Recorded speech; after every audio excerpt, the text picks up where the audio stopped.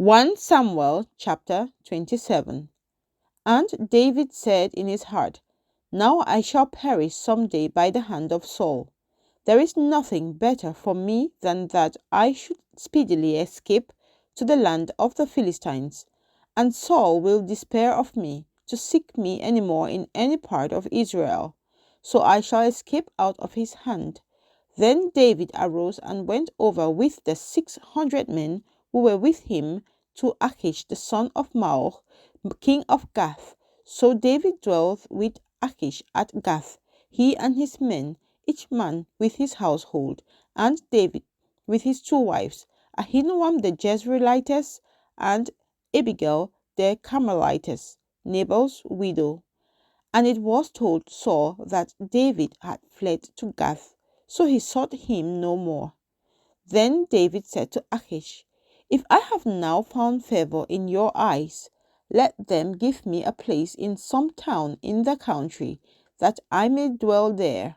For why should your servant dwell in the royal city with you? So Achish gave him Ziklag that day.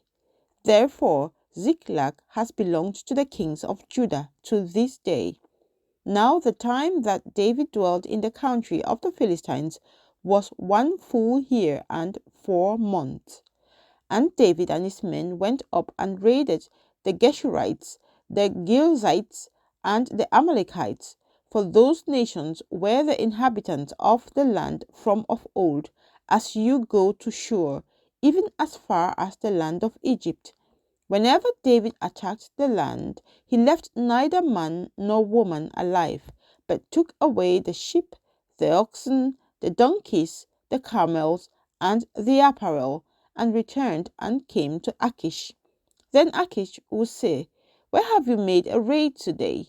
And David would say, Against the southern area of Judah, or against the southern area of the Jerahmeelites, or against the southern area of the Kenites. David would save neither man nor woman alive to bring news to Gath, saying, Lest they should inform on us, saying, Thus David did. And thus was his behavior all the time he dwelt in the country of the Philistines. So Achish believed David, saying, He has made his people Israel utterly abhor him. Therefore he will be my servant forever. 1 Samuel chapter 28. Now it happened in those days that the Philistines gathered their armies together for war to fight with Israel. And Achish said to David, You assuredly know that you will go out with me to battle, you and your men. So David said to Achish, Surely you know what your servant can do. And Achish said to David, Therefore I will make you one of my chief guardians forever. Now Samuel had died, and all Israel had lamented for him and buried him in Ramah, in his own city. And Saul had put the mediums and the spiritists out of the land. Then the Philistines gathered together and came and encamped at Shunem. So Saul gathered all Israel together, and they encamped at Gilboa. When Saul saw the army of the Philistines, he was afraid, and his heart trembled greatly. And when Saul inquired of the Lord did not answer him, either by dreams, or by Urim, or by the prophets. Then Saul said to his servants, Find me a woman who is a medium, that I may go to her and inquire of her. And his servants said to him, In fact, there is a woman who is a medium at Endor. So Saul disguised himself and put on other clothes, and he went, and 2 men with him, and they came to the woman by night. And he said, Please conduct a seance for me, and bring up for me the one I shall name to you. Then the woman said to him, Look, you know what Saul has done, and how he has cut off the mediums and the spiritists from the land. Why then do you lay a snare for my life to cause me to die? And Saul swore to her by the Lord, saying, As the Lord lives, no punishment shall come upon you for this thing. Then the woman said, Whom shall I bring up for you? And he said, Bring up Samuel for me. When the woman saw Samuel, she cried out with a loud voice. And the woman spoke to Saul, saying, Why have you deceived me? For you are Saul. And the king said to her, Do not be afraid. What did you see? And the woman said to Saul, I saw a spirit ascending out of the earth. So he said to her, What is his form?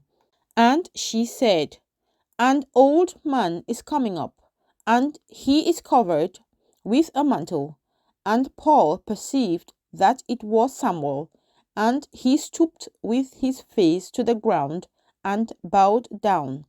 Now Samuel said to Saul, Why have you disturbed me by bringing me up?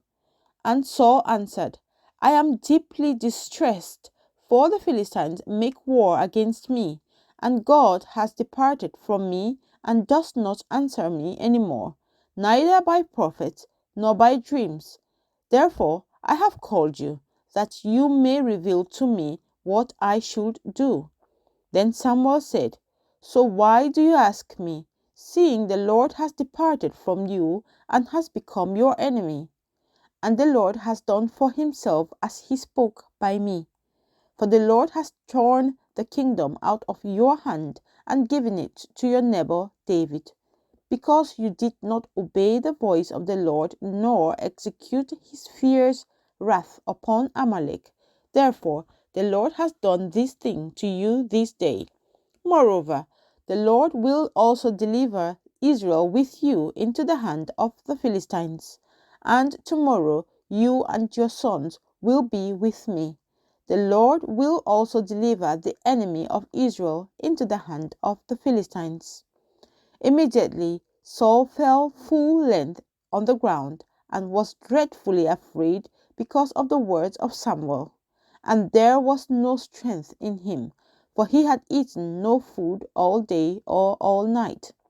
And the woman came to Saul and saw that he was severely troubled, and said to him, Look, your maidservant has obeyed your voice, and I have put my life in my hands and heeded the words which you spoke to me.